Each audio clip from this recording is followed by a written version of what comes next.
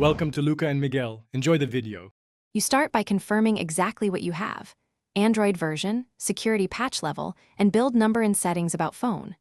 Once done, make sure your device has at least 50% battery or is plugged in so the update won't abort. Backup photos, contacts, and any critical app data to cloud or local storage to avoid loss. If you use a work profile, check with your admin. These steps prevent interruptions and make the next actions safe and reliable. Now navigate to Settings System Update or Software Update and tap Check for updates. The device queries the manufacturer and carrier. If an update is available, download over Wi-Fi to save mobile data and speed the process.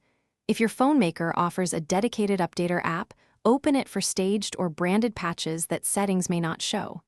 Let the download finish, then tap Install. While installing, avoid heavy apps. The phone will restart. After the reboot, check settings about phone to confirm the updated security patch level and build.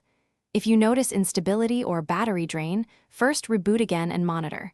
Once done, boot into safe mode to see if third-party apps are the cause.